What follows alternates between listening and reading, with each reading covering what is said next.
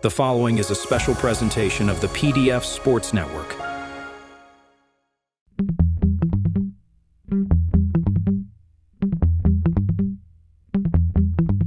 You know I'm right. The podcast that uncovers the origin stories of some of the biggest names in sports, media, entertainment, and so much more. Nick Durst here, along with Joe Calabrese. And Joe, we're very excited for our guest today. Of course, we heard so many times on the radio that he came up in the same system as Mike Francesa, but I know you, Joe, huge Jets fan. This is very exciting for you because it's undisputable for you that at worst, we're talking about the second best GM in the history of the franchise of your cursed Jets. Yeah, absolutely. You can make a debate that he's the number one general manager in the history of the Jets. But yes, former general manager of the New York Jets. He also served as the executive vice president of football operations for the Miami Dolphins. He's got extensive periods working multiple decades as an NFL executive.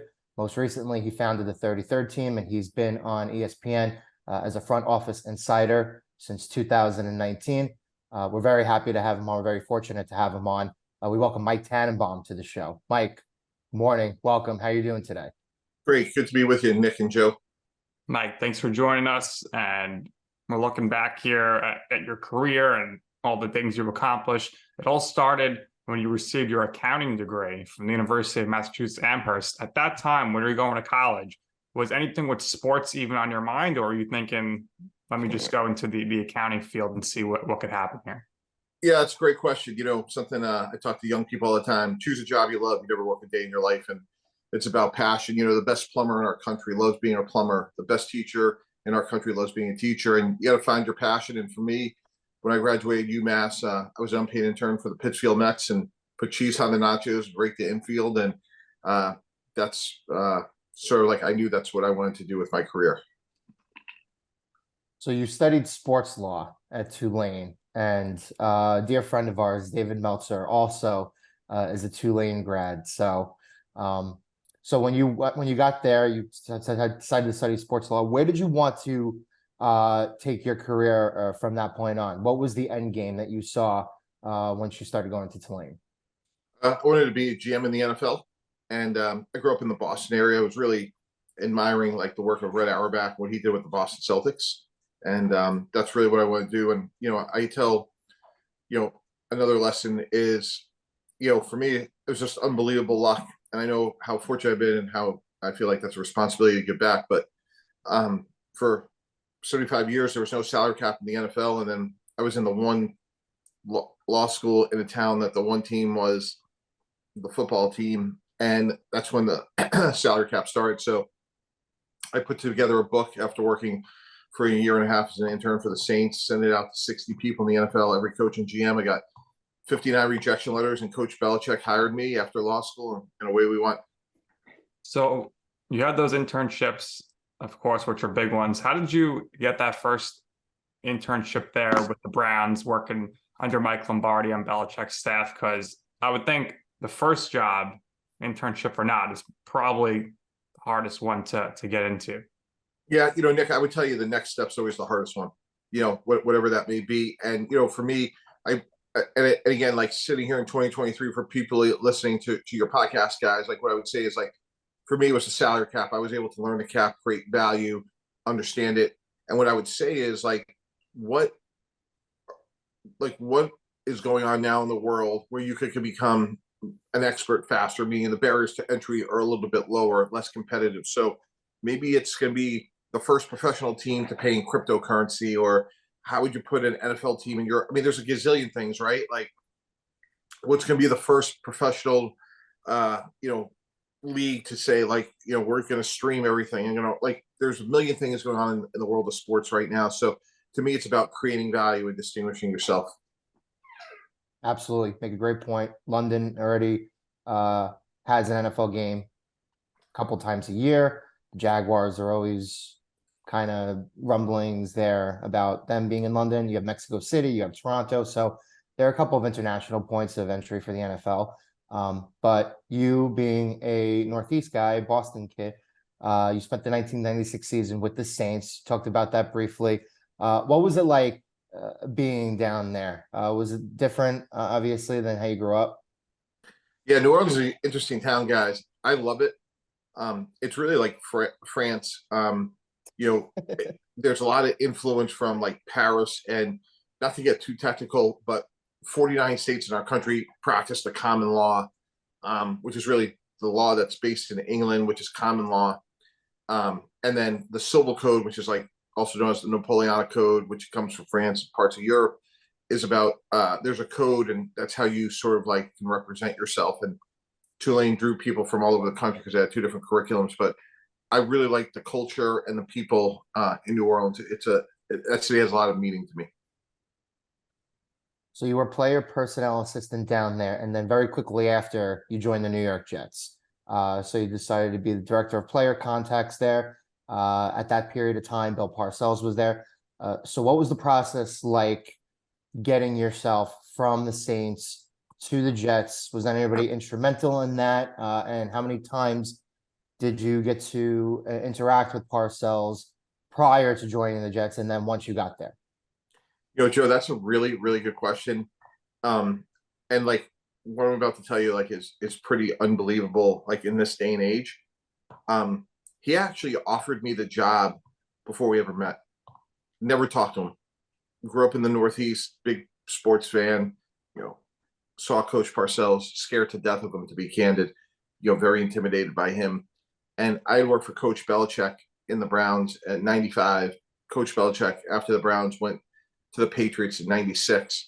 And I went back to the Saints. And when Coach Parcells became the head coach and GM of the Jets, he wanted somebody to help him with the salary cap. And Belichick's like, I got just the guy for you. So it was Belichick's recommendation that got me the job. And he offered it to me. It was crazy. It's a wild story, but it's a lot of work. I mean, I still don't understand why if you trade a player, you get dead cap. It's just so confusing. How did you master the cap, and how do you keep knowing what's going on as it changes every single season or CBA? Nick, I would tell you the same thing about like any profession. Like I look at a company like NVIDIA. I'm like, how in the world do they make a chip? Like, how would you even begin to do that? I would have no idea, right? And there's like that lesson out there about 10,000 hours and how do you become an expert in something. And like for me, it was just day by day. And like to me, it's like sort of like something I understand because I've done it so much. So I would just say like it's anything complex or anything that takes a while to master. I see that as like an opportunity because it becomes a little bit of a moat. And I don't think there's, at least for me, because I one of the things that like I get up every day, like the best is yet to come, and I'm going to outwork you just today. Like I'm always going, and I know there's a lot more talented people. And I sometimes say to myself, and this is like crazy, but like I say like the schlep and the pain, not the pain, but the schlep and the process is my moat. Like you hear a lot like an investment term when you're looking at a company, like how big is their moat? Like how big is it for their competition come in? And I look to my left and my right, and I see a lot of people that are smarter than me and more talented, but like no one's ever outworked me. So like that's my moat. There you go. Hard work pays off. So during this time here with the Jets, I'm very curious, when's the first time you met Mike Francesa, and how did your friendship develop over the years? Yeah, Mike's always been really great to me, like a special guy. I mean, here's a Hall of Famer that had no absolutely reason to be nice to me, and he was so kind. I think it was 1998. I spent like the first year just earning Coach Parcells' trust, and Mike Francesa was broadcasting from Hofstra University where we had training camp, and Parcells was like, I'm going to put you on with this guy. And it was like, I went from like talking about learning how to drive a car in the left-hand lane. Like, I was scared. And, the word I think of Mike Francesa, for me, and I'm not saying how he's treated others, and that's not my business or anything like, but is like unbelievable kindness. Like he's always been incredibly kind to me, guys. So there's this process. Once you get to the Jets, again, like I said, you started director of player contacts. You were there for about a couple of years. Then you moved to director of player development, and then assistant general manager, and eventually general manager, right? So Walk us through what the typical process is like, working for an NFL team, working your way through the ranks, and ultimately, how did you react when you were finally given the general manager job of the New York Jets, the general manager job that you had always wanted your whole life? Yeah, it was great. I'll never forget it. I was sitting on Rumson Avenue on a Saturday morning, and Woody Johnson called me up, and I'll never forget where I was. I pulled over on the side of the road. And he goes, "Hey, I want to make you the GM of the team." And those are calls like you never forget. And the other call I'll never forget in my career, candidly, was driving home from the Jets facility, and I was driving home. I got a call from Ron Wolf. Ron's a legendary Hall of Fame GM, been with the Packers for 1,000 years, one of my idols. And we had just made the playoffs. He called me up and goes, "Congratulations. Like, nobody knows how hard these jobs are except the other GMs, and you're doing a heck of a job." And like, that was worth everything to me, to have like peer like acknowledgement. And it was really more of like a hero acknowledgement. So there's a few calls in your life that just change, and those were probably two of the most meaningful calls I got from outside of a relative. And Woody was awesome. Got a chance to work for him for 16 years. I've said this 100 times on the record, off the record, but when the New York Jets don't have a good season, it's on the people that are running the team, coaching the team, myself included, because he gives absolutely every resource possible to make that franchise successful. And it begins with the building. He built it. It was state of the art. It was ahead of its time. A lot of facilities have caught up to where it is, but from a player experience, it's truly second to none. It's in a very special place in Morris County, New Jersey, which is somewhat rural. And you have great proximity to New York City. And when you're a GM of a team, guys, like, every day is going to be different. And one of the frustrations for me, and I will tell you, like, when I became the GM, Coach Mangini became the head coach, he was much more prepared for his job than I was for mine. And it took me about a year and a half for the day to slow down. And one of the tough things about being a GM is you are dealing with other people's problems. So, I want to come in and talk to Nick and Joe at 9:30.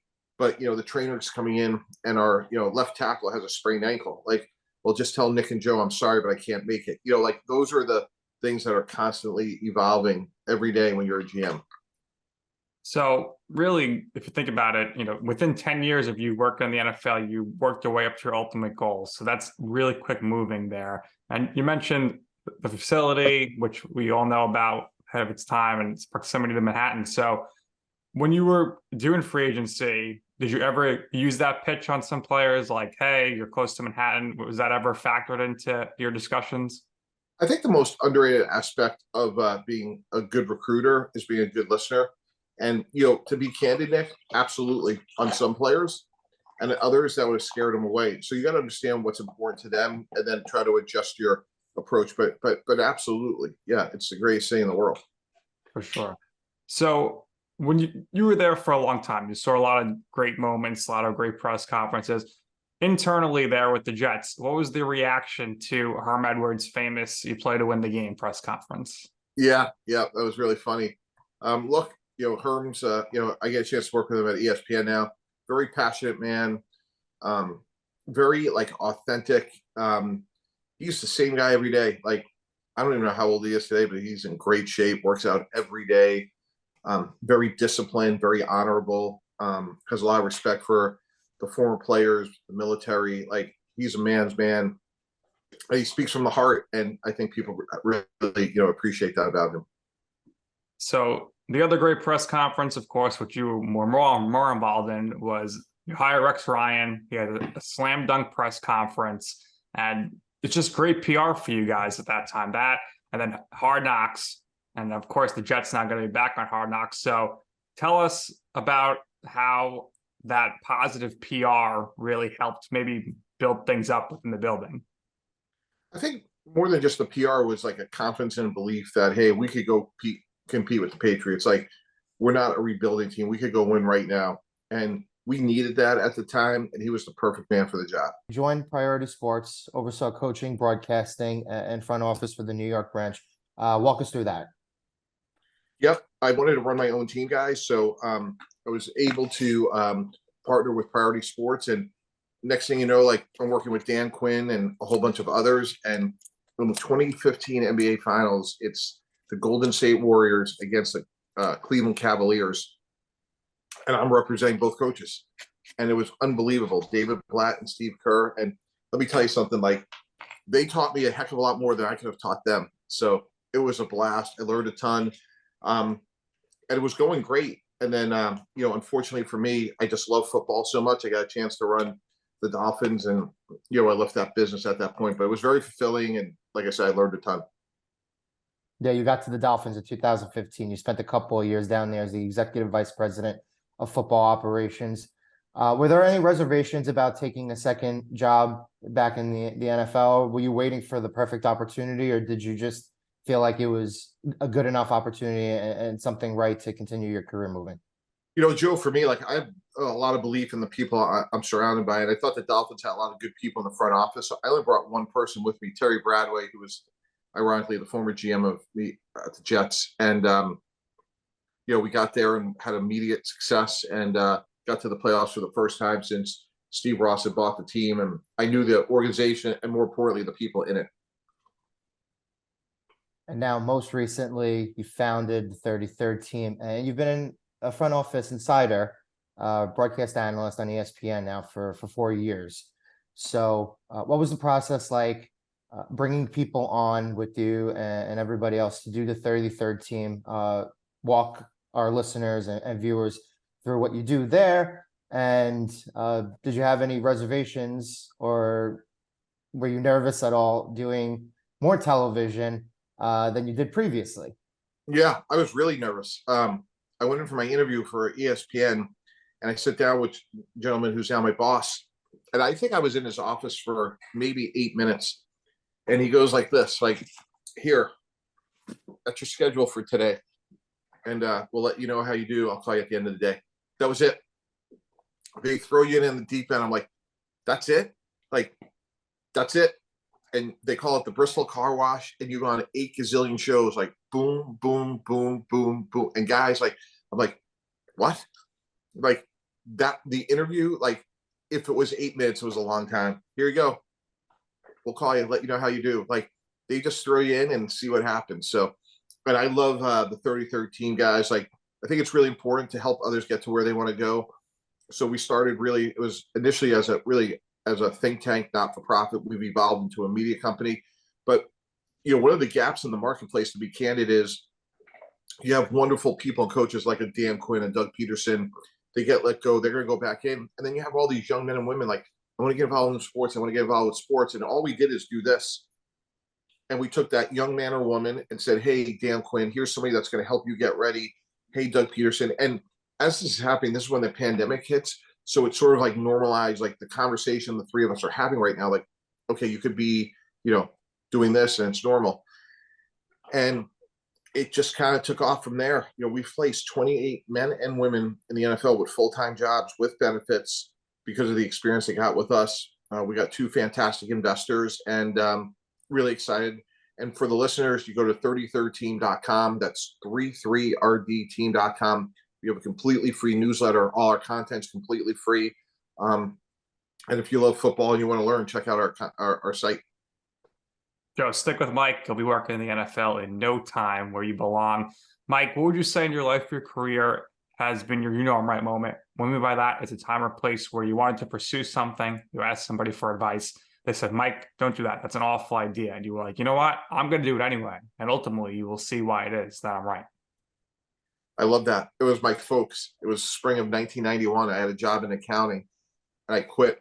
I said, "I'm not taking the job." They're like, and they drove. I lived about an hour and a half from home at UMass, and they're like, "We paid for college. You can graduate with no debt, but if you have this crazy dream of working in sports, like you're on your own." I'm like, "I got it." Tremendous. Last question for me, Mike. When you were with the Jets and the Dolphins, can you just walk us through what your game day looked like?